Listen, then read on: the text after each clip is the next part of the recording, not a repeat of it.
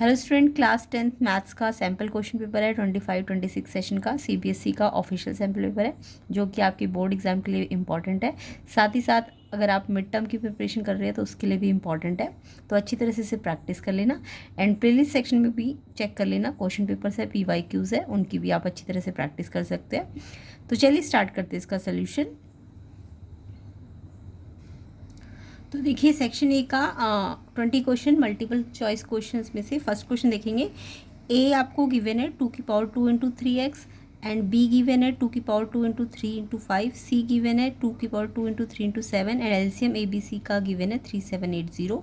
आपको फाइंड करना है एक्स। ओके, तो यहाँ पे एलसीएम हमको ऑलरेडी गिवन है, तो हम एलसीएम को हमें पता है इन फैक्टर्स की हेल्प से, प्राइम फैक्टर की हेल्प से हम कैसे निकालते हैं।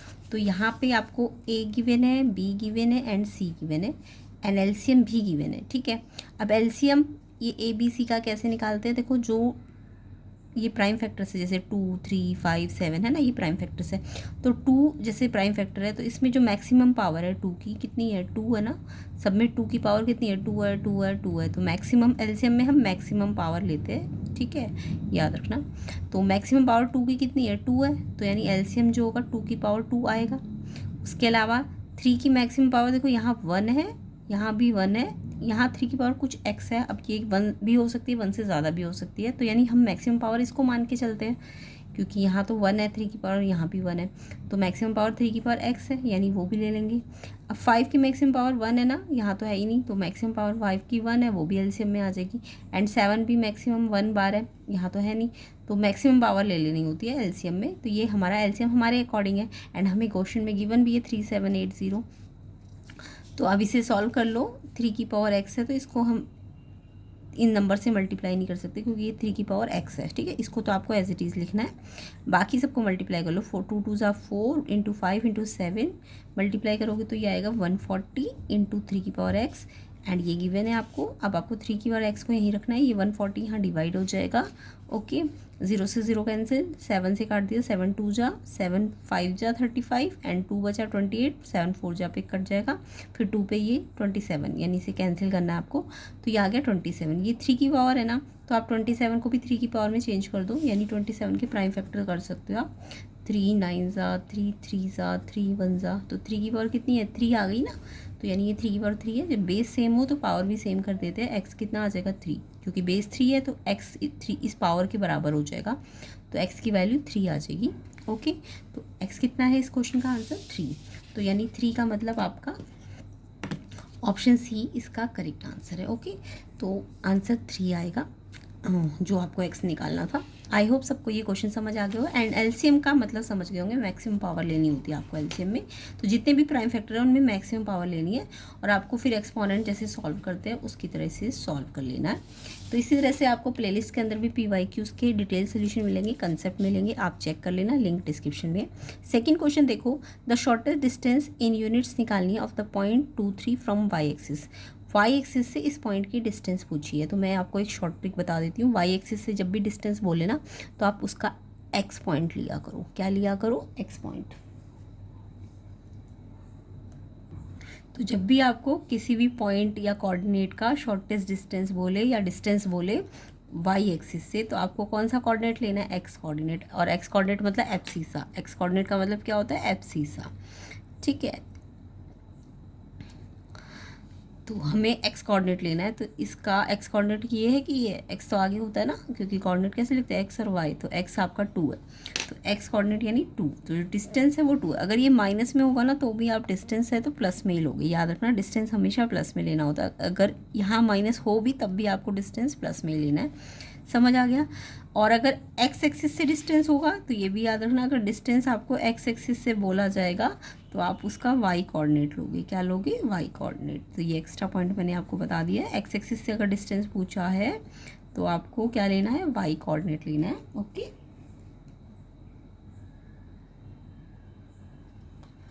नेक्स्ट देखिए, तो अभी आंसर क्या है, +2, यानी ऑप्शन है आपका ए, ऑप्शन ए इसका करेक्ट आंसर है एंड इसका क्या था, सी। ओके, नेक्स्ट क्वेश्चन देखिए, थर्ड क्वेश्चन है, if the lines given by 3x plus 2ky equal to 2 and 2x plus 5y plus 1 equal to 0 are not parallel then k has to be. तो यहाँ पे आपको जैसे और mostly question में तो आप देखते हो कि पैरेलल बोल देते हैं ना, तो आप पैरेलल की कंडीशन लगा देते हो, बट यहाँ पे बोला है नॉट पैरेलल, तो आप नॉट पैरेलल की कंडीशन लगाओगे। नॉट पैरेलल का मतलब या अगर पैरेलल नहीं है लाइन तो ऑब्वियसली वो इंटरसेक्टिंग होगी, है ना। वैसे तो वो कोइंसिडेंट भी हो सकती है, बट आपको नॉट पैरेलल बोला है तो इट मीन्स वो इंटरसेक्टिंग मान के चलेंगे हम। तो इंटरसेक्टिंग वाली कंडीशन लगा दो। तो लाइंस अगर इंटरसेक्टिंग है यानी पैरेलल नहीं है, यानी कैसी है फिर वो इंटरसेक्टिंग है। इंटरसेक्टिंग मतलब नॉट पैरेलल, है ना। तो नॉट पैरेलल, पैरेलल की कंडीशन मत लगा देना, नॉट पैरेलल बोला तो यानी हम मान के चल रहे हैं इंटरसेक्टिंग है। इंटरसेक्टिंग की कंडीशन क्या बनेगी, a1/a2 not equal to b1/b2। Okay, अब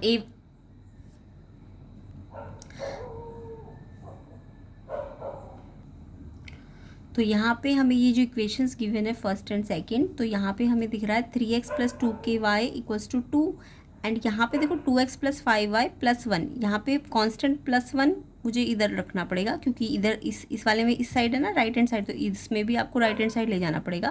तो ये प्लस 1 है तो इसको हम वहाँ लेके जाएंगे तो ये -1 हो जाएगा। ओके, अब ये इंटरसेक्टिंग वाली की कंडीशन क्या होती है, a1/a2 not equal to b1/b2। a1 a2 क्या होता है, जो x के कॉफिशिएंट है, x देखो सेम है ना, x होना चाहिए नीचे, तो 3 और 2 a1 और a2 है आपका, तो इसको रेशो में ले लो। ऐसे ही y के जो कॉफिशिएंट्स होंगे वो b1 b2 है, तो y का कॉफिशिएंट यहाँ पे 2k है और यहाँ पे कितना है 5 है एंड नॉट इक्वल का कंडीशन लगा दो।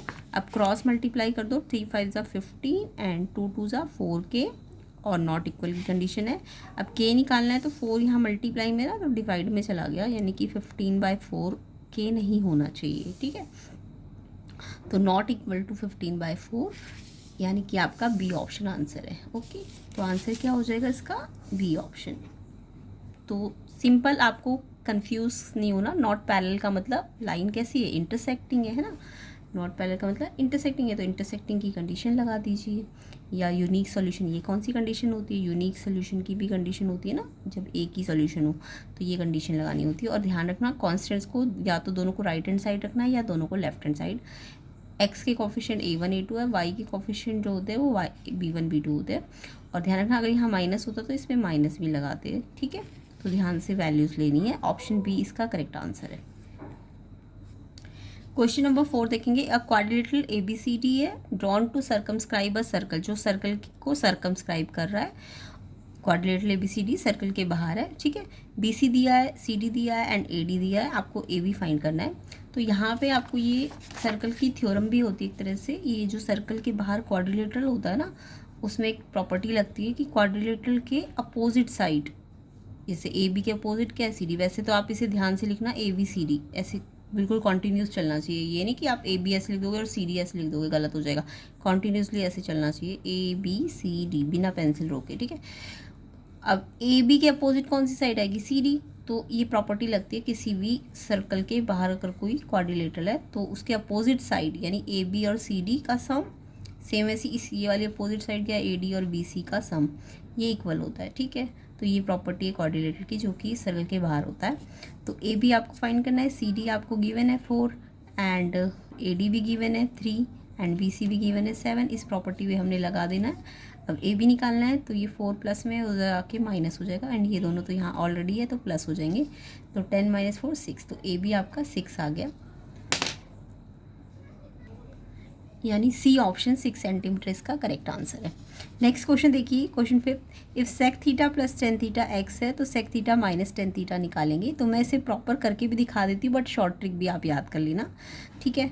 तो शॉर्ट ट्रिक क्या है कि अगर sec theta plus tan theta जितना भी होता है ना, अगर उसका माइनस निकालना है ना तो आपको इसको रेसिप्रोकल करना है, कुछ नहीं करना है, एक्स का रेसिप्रोकल कर देना 1/x। तो ये तो शॉर्ट ट्रिक है, यानी अगर आपको प्लस वाला दिया है एंड माइनस वाला निकालना है तो आप इसको रेसिप्रोकल करो, या माइनस वाला दिया है प्लस वाला निकालना है तो रेसिप्रोकल करो। अब ऐसा होता कैसे है बताती हूँ। तो देखिए आपको गिवन क्या था, sec theta plus tan theta x है ना, इसकी वैल्यू। तो शॉर्ट ट्रिक तो मैंने बता ही दी कि माइनस वाला निकालना है तो जस्ट इसका रेसिप्रोकल करके आंसर आ जाता है। बट क्या करना कैसे होता है, तो ये आपको गिवन है, ठीक है। अब मेरे को sec theta plus tan theta जबकि निकालना क्या है, sec theta minus tan theta. तो मैंने क्या किया, इस sec theta plus tan theta के लेफ्ट हैंड साइड में भी इससे माइनस वाले से मल्टीप्लाई किया है, और लेफ्ट में किया है तो ऑब्वियसली राइट साइड में भी करूँगी, तो एक्स को भी sec theta minus tan theta से मल्टीप्लाई किया है। ओके, अब यहाँ पे आइडेंटिटी बन गई A plus B A minus B की। तो A plus B A minus B की आइडेंटिटी क्या होती है, ए का स्क्वायर यानी सेक का स्क्वायर माइनस बी का स्क्वायर यानी tan square. A plus B A minus B, A का स्क्वायर माइनस बी का स्क्वायर एंड इक्वल टू ये as it is. Okay, next देखो आपको ये आइडेंटिटी पता है, sec square theta minus tan square theta जहाँ भी दिखता है उसका आंसर वन होता है, ये सबको पता है, ये आइडेंटिटी होती है। जैसे cos square plus sine square one होता है, sec square minus tan square one होता है, cosec square minus cot square one होता है। तो ऐसे ही आपको याद रखना, इसकी वैल्यू वन होती है एंड ये एज इट इज़। अब आपको निकालना ये वाला था, तो ये निकालना है, तो ये एक्स यहाँ मल्टीप्लाई में है तो एक्स यहाँ जाके डिवाइड में हो गया, तो ये आंसर ऐसे आ जाता है। तो आपको डायरेक्ट ट्रिक लगानी है, तो इतना लंबा मैंने करके दिखा दिया कि ये कैसे ही आया है। बट आपको याद रखना है, जब ये प्लस वाला दिया हो ना सेक प्लस टेन, तो जो भी आएगा जो भी उसका अगर इसी का माइनस में निकालना है तो इसका रेसिप्रोकल, या माइनस वाला दिया है तो प्लस वाले में रेसिप्रोकल। सेम ऐसे ही क्वेश्चन कॉसेक माइनस कॉट या कॉसेक प्लस कॉट के साथ भी हो सकता है, ठीक है। तो आपको याद रखना है कि रेसिप्रोकल कर देना है। ओके, तो ऑप्शन क्या है इसका, 1/x आपका डी ऑप्शन करेक्ट आंसर है।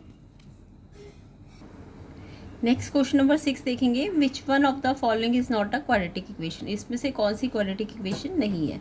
तो यहाँ पे आपको दिख रहा है कि जब आप x प्लस टू का होल स्क्वायर को एक्सपेंड करेंगे आइडेंटिटी वाइज, तो x square plus four plus two two जा 4x है ना, तो एक्स स्क्वायर आएगा, जबकि यहाँ एक्स स्क्वायर नहीं है इस साइड, तो यानी एक्स स्क्वायर बचेगा। तो ये क्वाड्रेटिक इक्वेशन है, अगर एक्स स्क्वायर है आपके इक्वेशन में बचता है तो वो क्वाड्रेटिक है।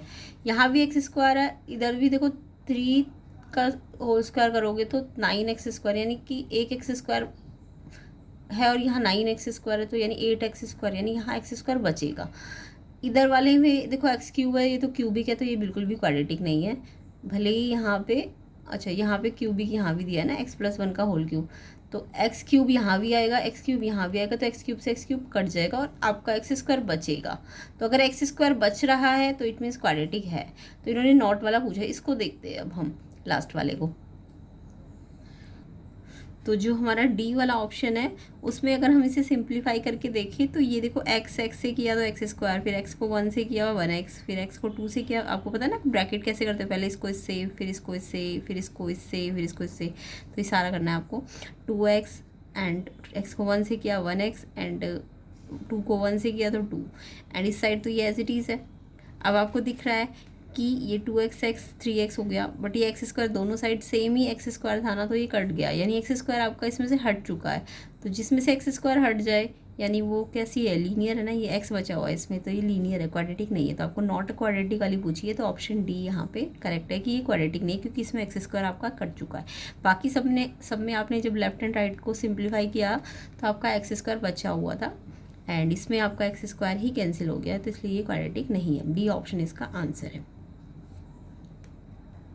7th क्वेश्चन देखेंगे, given below is the picture of Olympic rings made by taking 5 congruent circles of radius 1। तो यहाँ पे 8 सर्कल्स है ना, 5 कॉन्ग्रेंट सर्कल है, सॉरी 1 2 3 4 5, ठीक है। अब यहाँ पे ये सर्कल्स क्या कर रहे हैं एक दूसरे को, ये वाला सर्कल इस सर्कल को भी इंटरसेक्ट कर रहा है और इसको भी इंटरसेक्ट कर रहा है, तो ऐसे करके ना ये आपको दिख रहा होगा, ऐसे करके ये इंटरसेक्शन पार्ट है ये इसका, है ना। तो यहाँ पे आपको पता है एक सर्कल, अगर ये वाला सर्कल है, मान लो ये वाला सर्कल, तो इसमें ये वाला सेगमेंट है, ऐसे इस वाले सर्कल में ये वाला सेगमेंट है ना। तो ऐसे कितने सेगमेंट बन गए, एक यहाँ पे एक यहाँ पे, तो 2 सेगमेंट, ऐसे यहाँ पे भी 2 बनेंगे, 2 2 4 2 6 2 8, यानी कि ये जहाँ जहाँ पे डॉटेड है ना, ये जहाँ जहाँ area of section cross section है उन पर डॉट डॉट लगा दिए, तो इसका एरिया निकालना है आपको। तो ये एरिया एक्चुअल में इन 2 सर्कल से कितना बन रहा है, 2 सेगमेंट का एरिया बन रहा है, ऐसे ही फिर इनसे भी 2 बनेगा, इससे भी 2 बनेगा, इससे भी 2 बनेगा। तो आपको जो एरिया निकालना है वो 8 सेगमेंट्स का निकालना है और 8 को मल्टीप्लाई करो एरिया ऑफ 1 सेगमेंट से। अब सेगमेंट तो आपको पता है कि क्या होती है, ये जो कॉर्ड का ये जो निचला पार्ट होता है इसको सेगमेंट कहेंगे। तो ऐसे आपको मैंने बता दिया 2 सेगमेंट एक बना रहा, तो और टोटल 8 सेगमेंट बन रही है ना। और एरिया ऑफ सेगमेंट कैसे निकाला जाता है, पूरे सेक्टर जो भी से एसोसिएटेड सेक्टर होता है उसमें से जो ट्रायंगल बन रहा होता है, ये ट्रायंगल यानी ये जो सेगमेंट है, ये वाली सेगमेंट कैसे आएगी, जब आप ये जो पूरा सेक्टर है इसमें से ये जो ट्रायंगल है ये वाला उसको हटा दोगे तो ये सेगमेंट का एरिया होता है। अब ये ट्रायंगल ना आपका इक्विलेटरल है, क्यों, क्योंकि आपको ये कॉर्ड भी 1 दी हुई है और रेडियस भी 1 दी हुई है, तो ये तीनों इक्वल ही तो हो गए, है ना। तो ये इक्विलेटरल का एरिया का फॉर्मूला लगा दो, √3/4 साइड का स्क्वायर, साइड यानी इसकी रेडियस ही हो गई, तो ये 1 ही तो है, तो 1 का स्क्वायर, एंड पाई सेक्टर का एरिया का फॉर्मूला होता है πr² θ/360। थीटा आपको इक्विलेटरल पता है, ये तो इसका एंगल कितना होगा, 60 डिग्री होगा ना, इक्विलेटरल है क्योंकि ये 1 तो थीटा 60 है अपॉन में 360, r 1 है, पाई। अब 8 से मल्टीप्लाई भी करना है, अब ये 60 से 360 कट जाएगा 6 पे, एंड पाई 1 का स्क्वायर तो 1 होता है, पाई आ गया, एंड ये अपॉन में 6 आ गया, एंड ये 1 का स्क्वायर 1 तो √3/4 आ जाएगा, एंड साथ में 8 आ जाएगा। तो ये आपका कौन सा ऑप्शन है, 4 तो नहीं है, 4 भी नहीं है, ये 8 π/6 माइनस √3/4, ये जो आपके क्रॉस वाले मतलब इंटरसेक्शन वाले पार्ट है इन सब का एरिया कितना आ गया, इतना 8 सेगमेंट के एरिया के बराबर। डी ऑप्शन इसका आंसर है। आई होप सबको समझ आ गया होगा, एंड सेगमेंट का एरिया का फॉर्मूला भी सबको पता होगा। ट्राइंगल इक्विलेटरल था इसलिए मैंने इक्विलेटरल का फॉर्मूला लिया है, ठीक है, सेक्टर में से इक्विलेटरल हटा दिया है, इक्विलेटरल इसलिए एंगल 60 डिग्री है।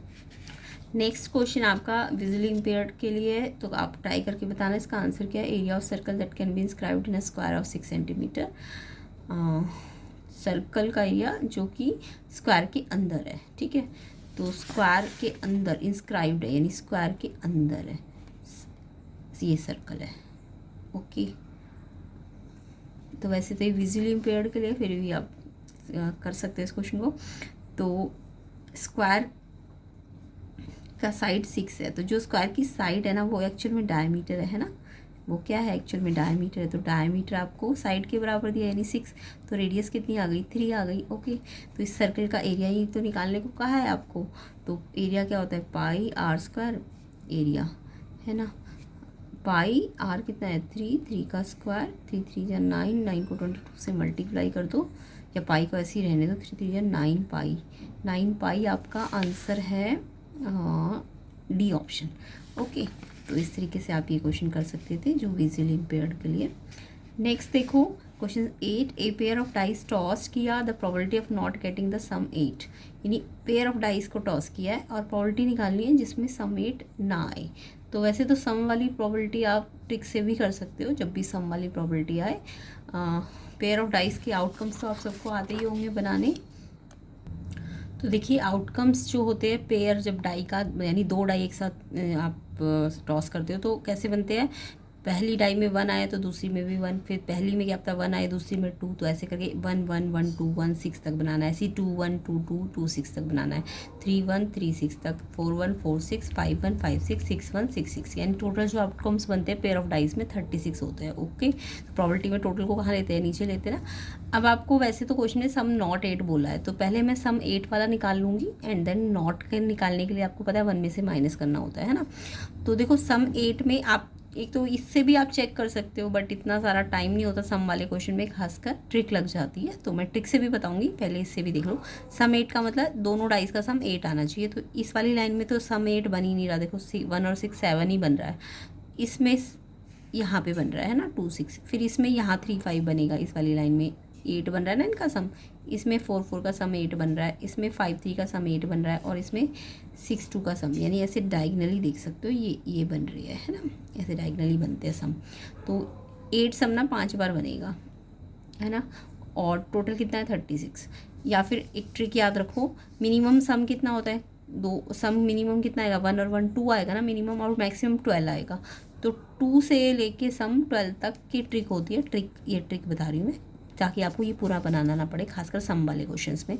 तो ट्रिक क्या है कि आपको याद रखना है, सम 2 जो होता है ना सिर्फ एक ही बार आएगा, इसी में आएगा ना, और सम 2 के बाद सम 3 देखो ऐसे डायगोनल बनाते जाओ, 2 बार आएगा, सम 4 कितनी बार आएगा 1 2 3, यानी कि सम 2 एक बार आएगा, सम 3 कितनी बार आएगा 2 बार, सम 4 कितनी बार आएगा 3 बार, सम 5 कितनी बार आएगा 4 बार, 6 कितनी बार आएगा 5 बार, 7 कितनी बार आएगा 6 बार। अब 8 को आप 7 मत लिख देना, 8 अब रिवर्स होने लग जाएगा, 8 सम 5 ही बार आएगा, यानी 6, ये मैक्सिमम आ गया है ना, यानी ये वाली लाइन मैक्सिमम की है। अब इसके बाद रिवर्स करो, 8 सम 5 बार आता है, 9 सम 4 बार आता है, 10 सम 3 बार आता है, 11 सम 2 बार आता है और 12 सम 1। यानी अगर आपको प्रॉबिलिटी निकालनी है तो 36 से सबको डिवाइड कर दिया करो। तो ऐसे करके ये ट्रिक आप याद कर सकते हो। ओके, ये प्रोबेबिलिटी की ट्रिक होती है। तो मेरे को 8 की लानी है तो 5/36। अब लेकिन क्वेश्चन में 8 नहीं लाना, तो सम 8 की तो मुझे पता है 5/36। आपको क्या निकालना है, सम नॉट 8, सम नॉट 8। तो 1 में से जो 8 वाली प्रोबेबिलिटी है उसको हटा दो, तो 36 एलसीएम आया, 36 यहाँ मल्टीप्लाई हो गया -5, तो ये आ गया 31/36। ओके, तो इसका आंसर है आपका बी ऑप्शन। ओके, तो बी ऑप्शन इसका करेक्ट आंसर है। नेक्स्ट है 2 sin 5x √3 है और x आपका 0 से 90 x निकालना है। तो इस क्वेश्चन में मेरे को 2 sin थीटा, इसको थीटा मान लो, 2 sin थीटा √3 दिया है, तो मेरे को तो 2 यहाँ जो ये वाला 5x को नहीं हटाना क्योंकि ये थीटा वाला 5x है। साइन का जो थीटा है उसे अलग नहीं कर सकते हो। हाँ, इसके आगे वाले नंबर को आप यहाँ से हटा सकते हो, साइन के आगे जो नंबर है 2 मल्टीप्लाई में ना, तो आप क्या करो, साइन थीटा को तो यहीं रहने दो, ये थीटा वाला एंगल है, इसको मत इसको नहीं हटा सकते आप, इस 2 को आप हटाओ तो ये √3 ये 2 मल्टीप्लाई में डिवाइड में आ जाएगा। अब आपको ये साइन थीटा दिख रहा है तो इसको भी आप साइन थीटा में कन्वर्ट कर दो। तो साइन थीटा टेबल से आप याद रखना, साइन थीटा कब होता है √3/2, जब साइन 60 डिग्री होता है ना। तो अब ये भी साइन थीटा है और ये भी साइन थीटा है, तो ये जो थीटा है इसका इस थीटा के इक्वल कर दो, तो 5x 60 आ गया, तो x की वैल्यू निकल जाएगी, 5 मल्टीप्लाई में तो डिवाइड में आ गया, तो x आ गया 12 डिग्री। ओके, तो 12 डिग्री आपका इसका ऑप्शन बी करेक्ट आंसर है। तो ऐसे ही कंसेप्ट डिटेल सोल्यूशन आपको मिलेंगे प्लेलिस्ट के अंदर भी, PYQs को चेक कर लेना, लिंक डिस्क्रिप्शन में है। क्वेश्चन 10 देखो, the sum of 2 number 1 to 15 and their HCF 81, then the possible pair of such numbers are. यानी 2 नंबर का सम दिया है और उनका HCF भी दिया है, आपको possible pair of such numbers निकालने हैं। तो देखिए क्वेश्चन 10 में HCF आपको 81 गिवन है, तो अगर HCF 81 है तो नंबर्स क्या क्या हो सकते हैं, क्योंकि HCF जो होता है यानी नंबर उसके फैक्टर होते हैं, ये सबको पता है ना, जो भी HCF होता है नंबर उसके फैक्टर्स होते हैं। तो HCF के फैक्टर मान ले 81x है और दूसरा 81y है, क्योंकि जो भी HCF होगा नंबर्स उसके फैक्टर होंगे, ठीक है। तो 81x 81y ये आपके नंबर्स है। अब आपको क्वेश्चन में कहा इनका सम 81x + 81y का सम गिवन है 1 to 15। अब यहाँ से आप XY के लिए सॉल्व करोगे तो देखो 81 सब में से कॉमन निकाल सकते हो आप, 81 यहाँ से भी कॉमन है, यहाँ से भी और यहाँ से भी। 81 से अगर ये कॉमन लिया तो x बचा, इसमें से y बचा, यानी 81 से हमने सबको डिवाइड किया है, तो यहाँ से x बचा, यहाँ से y बचा, 81 से इसको डिवाइड करो तो ये 15 आ गया। अब यानी x और y का सम 15 है, तो यानी XY हमारे क्या क्या पेयर हो सकते हैं। तो याद रखना x और y में ऐसे नंबर्स लेना कि जो दोनों ना कोई भी एक कंपोजिट ना बने, मतलब दोनों में से दोनों कंपोजिट ना बने, ठीक है। एक बन सकता है कंपोजिट, एक मिनिमम प्राइम होना चाहिए आपका। तो अगर मैं x को 1 लेती हूँ तो y ऑब्वियसली कितना आ जाएगा, 1 और कितना लूँगी 15 यानी y 14 होगा। तो एक पेयर तो ये बन गया, क्योंकि इसमें आपका 1 और 14 ठीक है, इनमें कोई कॉमन फैक्टर नहीं माना जाएगा ना। ऐसे ही इसमें अगर मैं 2 मानती हूँ उसको तो ये कितना हो जाएगा 13, तभी तो 15 बनेगा, तो 2 और 13। अगर 3 लेते हो, अगर आप 3 लेते तो ये y कितना आ जाता है 12, तो 3 और 12 तो आपस में एक दूसरे के क्या है मल्टीपल्स है, तो आप ये नहीं ले सकते। ओके, यानी एक दूसरे के टेबल में नहीं आना चाहिए। ऐसी 4 के साथ 11 का पेयर बनेगा, ये एक दूसरे के मल्टीपल्स नहीं है। 5 और अगर मैं 10 लेती हूँ तो वो भी नहीं हो सकता, क्योंकि वो एक दूसरे के मल्टीपल है ना, यानी एक दूसरे के टेबल में आ रहे हैं। 6 और 9 भी नहीं ले सकते हो, वो उनका कॉमन मल्टीपल होता है। तो ऐसे नंबर जिनका कॉमन मल्टीपल ना हो, 7 और 8 है ना, ये भी 15 बना देंगे, तो ये 4 पेयर बनेंगे, यानी 4 पेयर बनेंगे ऐसे। तो आंसर क्या होगा आपका, कितने नंबर बनेंगे 4। ओके, तो इसका आंसर सी ऑप्शन है। तो थोड़ा सा यूनिक क्वेश्चन है, आप इसे अच्छी तरह से कर लेना। एंड ये वाला भी थोड़ा अच्छा क्वेश्चन था, बाकी तो ईजी करे हुए क्वेश्चन ही है। तो प्लेलिस्ट को ज़रूर चेक करना, लिंक डिस्क्रिप्शन में है। एंड इसके जो बचे हुए क्वेश्चंस है 11 से लेके 20 तक, और इसके बचे हुए सेक्शन बी सेक्शन सी वाले क्वेश्चंस इनको भी हम कवर करेंगे नेक्स्ट पार्ट में। तो वीडियो को ज़्यादा से ज़्यादा शेयर कर देना एंड लाइक कर देना, और इनका सोल्यूशंस आपको नेक्स्ट पार्ट में मिलेगा, जिसका लिंक भी मैं डिस्क्रिप्शन में डाल दूँगी। एंड प्लेलिस्ट को ज़रूर चेक कर लेना, PYQs की प्लेलिस्ट भी बनी हुई है और सैम्पल पेपर्स की भी प्लेलिस्ट बनी हुई है, तो आपकी मिड टर्म की प्रिपरेशन के लिए भी यूज़फुल है एंड फाइनल के लिए तो ऑब्वियसली इंपॉर्टेंट है ही, प्री बोर्ड फाइनल के लिए, ठीक है। तो आई होप वीडियो को शेयर कर देना, लाइक कर देना, एंड चैनल में नए हो तो चैनल को सब्सक्राइब भी कर देना, ताकि आप अपने CBSE बोर्ड की प्रिपरेशन अच्छी तरीके से कर सके।